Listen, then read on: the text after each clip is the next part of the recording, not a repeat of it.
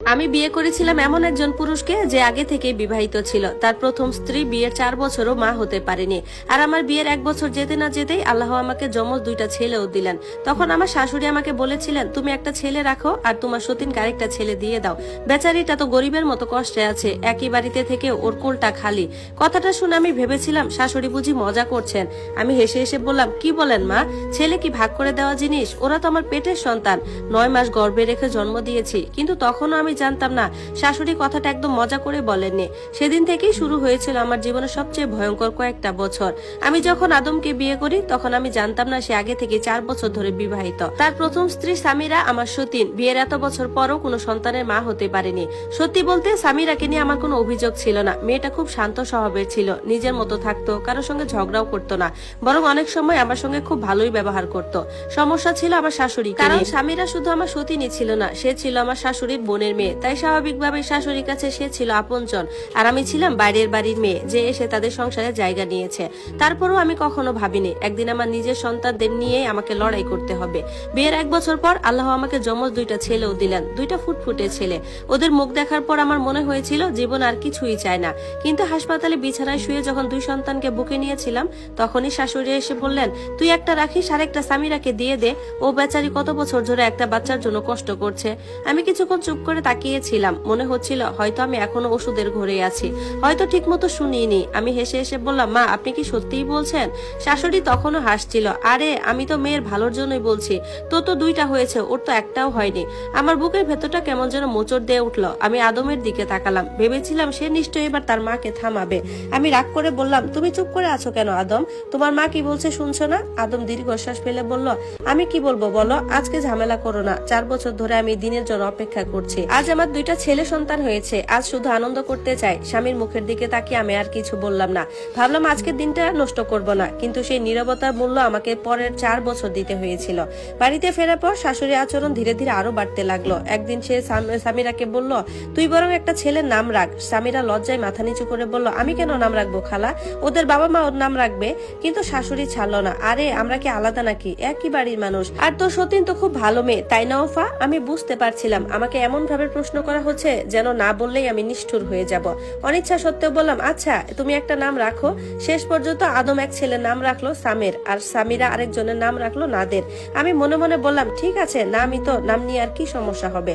কিন্তু আমি বুঝিনি এটা ছিল মাত্র শুরু। আমার ছেলে নাদের যখনই কান্নাকাটি করতো শাশুড়ি তাকে কোলে নিয়ে সরাসরি সামিরার কাছে চলে যেত। তারপর বলতো, এই নে একটু দুধ খাওয়াস তো ওকে, ওফা দুধ তো একটা বাচ্চার জন্যই যথেষ্ট। আমি সঙ্গে সঙ্গে বলতাম, মা আমি দুজনকে বুকের দুধ খাওয়াবো, দরকার হলে ফর্মুলা দুধও দেবো, দুজনই আমার সন্তান। শাশুড়ি খুব শান্তভাবে বলতো, না না, একটা নিয়মে মানুষ করলে বাচ্চার শরীর ভালো থাকবে।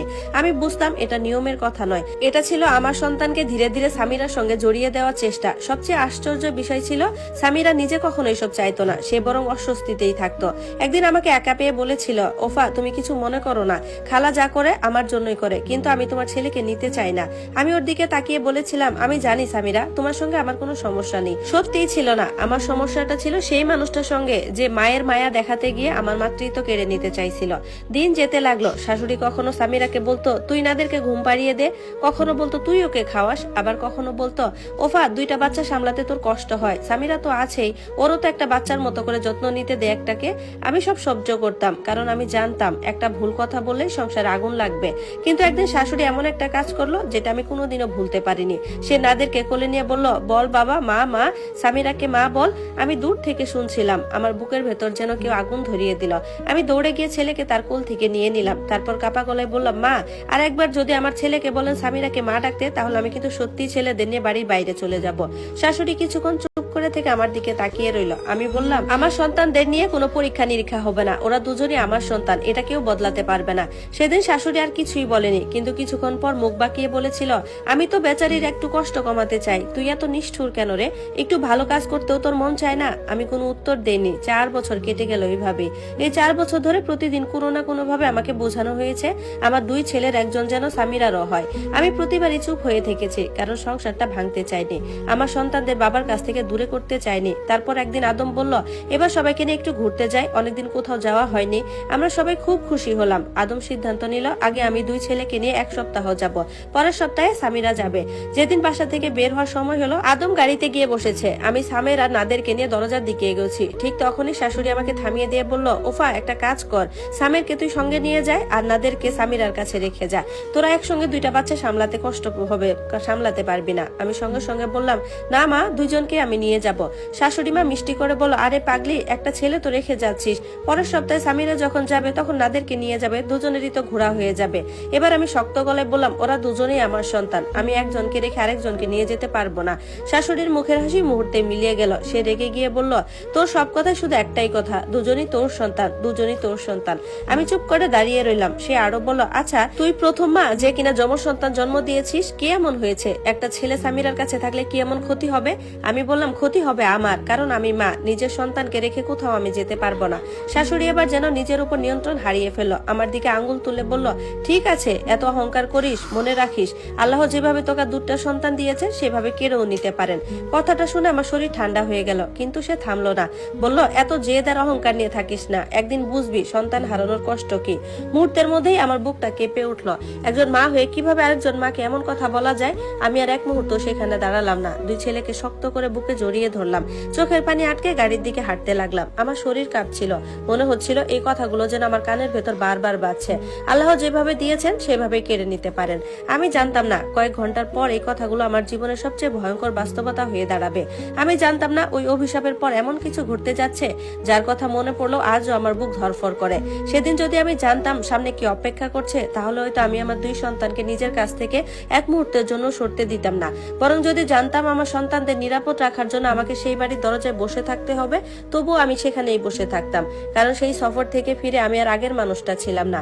সেদিন আমি বুঝেছিলাম একজন মায়ের কাছে তার সন্তানকে হারানোর ভয় পৃথিবীর সবচেয়ে বড় ভয়। আর আমার শাশুড়ির সেই কথাগুলো, সেগুলো কি শুধু রাগের মাথায় বলা কিছু কথা ছিল, নাকি সত্যিই সেদিন থেকে আমার জীবনে নেমে এসেছিল এক ভয়ঙ্কর বিপদ? কি ঘটেছিল সেই ছুটির সফরে? কেন ফিরে এসে আমি বারবার মনে করছিলাম, ইস, সেদিন যদি ছেলেদের নিয়ে না বের হতাম?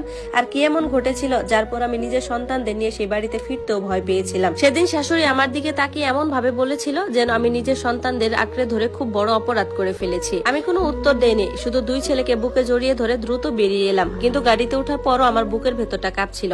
শাশুড়ি কথাগুলো বারবার কানে বাজছিল। আদম গাড়ি চালাতে চালাতে আয়নায় আমার দিকে তাকিয়ে বলল, কি হয়েছে ওফা, তোমার মুখটা এমন ফ্যাকাশে হয়ে গেছে কেন? মা আবার কিছু বলেছে?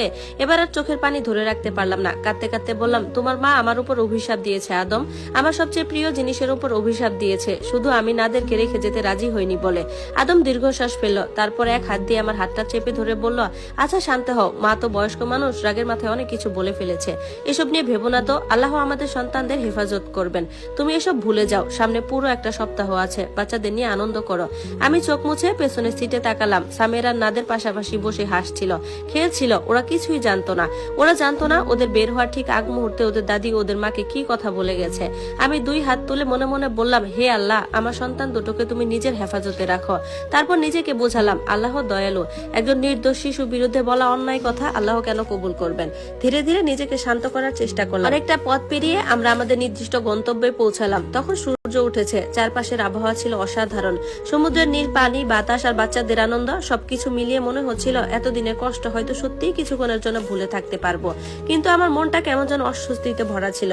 শাশুড়ি সেই কথাগুলো মাথা থেকে কিছুতেই বের হচ্ছিল না। বারবার সামের আর নাদেরের দিকে তাকাচ্ছিলাম। ওরা বালুর উপর খেলছিল, দৌড়াচ্ছিল, হাসছিল। আমি ওদের কাছে গিয়ে দুজনকে জড়িয়ে ধরলাম। মনে মনে বললাম, আল্লাহ তুমি পরম দয়ালু, অন্যায় একটা কথার কারণে আমার সন্তানদের কাছ থেকে আমাকে দূরে রেখো না। আদম তখন বাচ্চাদের নিয়ে ভীষণ আনন্দ করছিল, সামেরকে নিয়ে সমুদ্রের ধারে খেলছিল, আর আমি নাদেরকে নিয়ে পানি কাছাকাছি ছিলাম। কিছুক্ষণ পর আমিও পানিতে নেমে গেলাম। চারপাশে হাসি আর আনন্দ, সামের পানিতে ছিটা দিচ্ছে, নাদের খিলখিল করে হাসছে। সেদিনের সেই মুহূর্তে আমার মনে হচ্ছিল পৃথিবীতে আমার চেয়ে সুখী মা হয়তো আর কেউ নেই। কিন্তু সুখটা বেশিক্ষণ স্থায়ী হলো না, একটা মুহূর্ত, শুধু একটা ছোট্ট মুহূর্তের অসাবধানতা। আদম তখন তীরে সামেরের সঙ্গে খেলছিল, আর নাদের আমার একদম পাশে অগভীর পানিতে খেলছিল। আমি শুধু কয়েক সেকেন্ডের জন্য তোয়ালেটা নেওয়ার জন্য পেছনে ফিরছিলাম। তারপরেই শুনলাম আদমের বুক ফাটা চিৎকার, নাদের। আমি ঘুরিয়ে তাকিয়ে দেখি নাদের আর আমার পাশে নেই, সমুদ্রের ঢেউ তাকে টেনে একটু দূরে নিয়ে গেছে। আমি কিছু বুঝে ওঠার আগেই আদম পাগলের মতো পানিতে ঝাঁপিয়ে পড়লো। চারপাশে মানুষজন ছুটে এলো, লাইফ গার্ডাররাও দ্রুত পানিতে নেমে গেল। আমি যেন পাথর হয়ে দাঁড়িয়েছিলাম। তারপর হঠাৎ চিৎকার করে কাঁদতে শুরু শুরু করলাম, হে আল্লাহ, আমার নাদিরকে কিছু করো না। আমার চোখের সামনে শুধু শাশুড়ি সেই কথাগুলো ভেসে উঠছিল। আল্লাহ যেমন দিয়েছেন তেমনই কেড়ে নিতে পারে। আমি মাথায় হাত দিয়ে কাঁদতে কাঁদতে বলেছিলাম, আল্লাহ, আমার সন্তানদের আমাদের কাছে ফিরিয়ে দাও, আমি ওকে ছাড়া বাঁচবো না। সমুদ্রের ঢেউর দিকে তাকিয়ে মনে হচ্ছিল সময় যেন থেমে গেছে। এক একটা সেকেন্ড আমার কাছে এক একটা বছরের মতো লাগছিল। আদম, লাইফগার্ড আর কয়েকজন মানুষ তখনও নাদেরকে খুঁজছিল, আর আমি তীরে দাঁড়িয়ে শুধুই কাঁদছিলাম। মনে হচ্ছিল আমার বুকের ভেতর থেকে কেউ আমার প্রাণটাই টেনে নিয়ে গেছে। কিন্তু নাদের কি সত্যি সমুদ্রের স্রোতে হারিয়ে গেল, নাকি আল্লাহর রহমতে ওকে খুঁজে পাওয়া যাবে? সেই মুহূর্তে আমি শুধু একটা কথাই জানতাম, আমি আমার সন্তানকে হারাতে চাই না। ধন্যবাদ সবাইকে। গল্পটি কেমন লাগলো জানাবেন। এরকম সুন্দর সুন্দর গল্প পেতে চাইলে অবশ্যই আমার সাথেই থাকবেন। এটা ছিল